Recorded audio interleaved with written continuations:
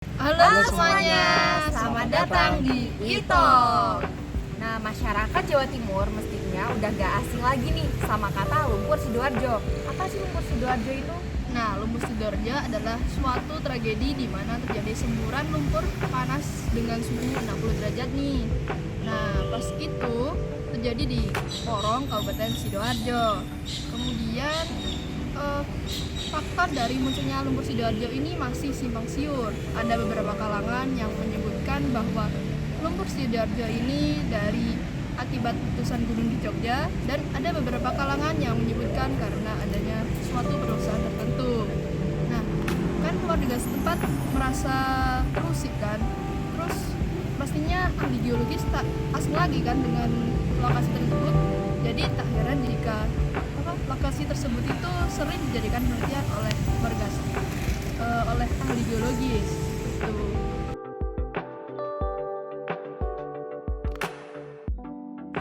Dari permasalahan-permasalahan itu, hal apa yang bisa dilakukan dalam penanganan lumpur Sidoarjo itu? Nah, karena permasalahan ini tuh kian hari kian menumpuk, maka para geologis maupun geofisikawan ngelakuin penelitian di daerah tersebut. Seperti halnya pada jurnal tentang pendugaan struktur geologi bawah permukaan daerah terdampak lumpur Sidoarjo atau LUSI berdasarkan analisis data geomagnet. Nah, berdasarkan jurnal tersebut didapatkan data bahwa area Sidoarjo ini tuh termasuk dalam zona Kendeng dan dilewati oleh sesar Watu Kose. Jadi gak heran kalau daerah itu sering dijadiin area penelitian. Penelitian ini tuh maparin data menggunakan metode geomagnet, di mana tujuan dari jurnal ini sendiri untuk mengetahui struktur geologi bawah permukaan berdasarkan parameter fisis kerentanan magnetik. Nah, berarti kan metode geomagnet tuh bisa digunakan dalam pendugaan struktur bawah permukaan. Cara kerjanya itu gimana sih? Jadi metode geomagnet itu adalah salah satu metode geofisika di mana fungsinya untuk mengetahui kondisi bawah permukaan melalui sifat kemagnetan dari batuan. Nah, dari metode geomagnet itu nanti akan didapat anomali-anomali, di mana anomalinya itu ditentukan berdasarkan nilai medan magnet, kondisi alat, dan perhitungan anomali medan magnet. Nah, dari anomali tersebut akan dipetakan menjadi peta anomali.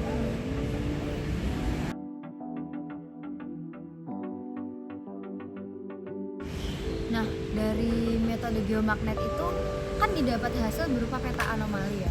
Sebenarnya kalau dari peta anomali di daerah lumpur Sidoarjo ini itu kayak gimana sih bentuknya, terus sebenarnya tuh di dalam situ ada data apa aja ya?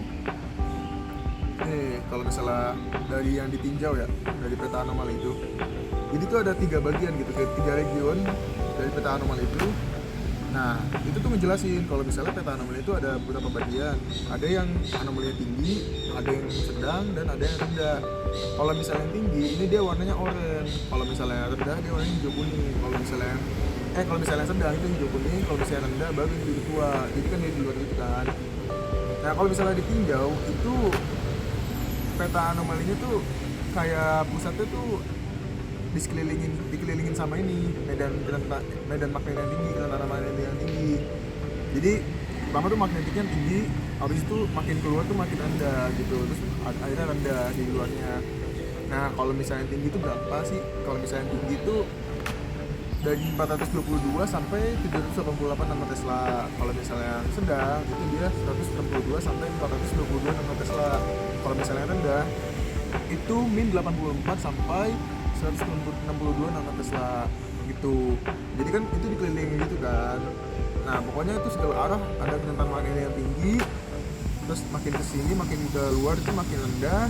Tapi kalau misalnya di arah utara sama selatan itu dia kayak anomalinya tuh terpengaruh ke reduksi sama utara sama selatan, karena kan ada yang namanya reduction to pole, di mana kalau medan magnet itu kan ada yang utara ada selatan gitu kan. Nah, itu jadi dia itu dipengaruhi sama reduction to pole yang didasari karena adanya transformasi medan magnet ke arah vertikal bumi gitu. Gitu ya. Jadi dari anomali-anomali yang udah disebutin tadi kan, itu tuh sebenarnya menunjukkan apa sih? Oh, kalau anomali tersebut itu sebenarnya menunjukkan kondisi bawah permukaannya ya. Jadi seperti yang udah disebutin tadi kan ada zona yang anomalinya tinggi, ada yang rendah, ada yang sedang. Nah itu kan menunjukkan bahwa ada perbedaan litologi batuan di bawah permukaan tersebut. Nah kalau di daerah Lumpur Sidoarjo ini terdapat batas antara zona dengan anomali yang tinggi dan anomali yang rendah. Nah zona tersebut itu disebut zona lemah yang diasumsikan sebagai patahan tempat keluarnya lumpur Sidoarjo tersebut. Kalau mau lebih jelasnya sebenarnya tuh untuk melihat kondisi bawah permukaannya ya, itu bisa digunakan pemodelan geologi dengan memasukkan data berupa indeks kerentanan magnetik batuan gitu. Itu bisa dilakukan dengan forward modeling menggunakan software Mac2DC. Itu supaya lebih jelas aja sih. Nah kalau misalnya yang udah kita jelasin nih, tadi kita udah ngomongin tentang peta anomali, terus juga ada software juga, ada forward modeling segala macamnya. Itu tuh kondisi geologi di bawah permukaan Sidoarjo kayak gimana sih sebenarnya? Jadi untuk kondisi geologi di daerah itu lumpur Lapindo Sidoarjo itu tuh sebenarnya tersusun dari beberapa lapisan sama adanya patahan. Nah, di mana patahan itu tuh relatif arahnya tuh dari utara ke selatan gitu. Selain itu lapisan itu juga berkemungkinan yaitu batuan vulkanik plastikal formasi pucangan gitu. Nah, selain itu lapisan ini juga ditembus oleh serpih serta formasi kalibeng, di mana formasi sama serpih ini tuh menyebabkan terjadinya semburan lumpur ke permukaan gitu. Nah selain itu juga penyebab semburan ini juga berkemungkinan yaitu karena adanya sesar, di mana sesar itu yaitu sesar Watu Kosek gitu yang melintas pada wilayah itu gitu. Oh kayak gitu ya kondisinya. Iya.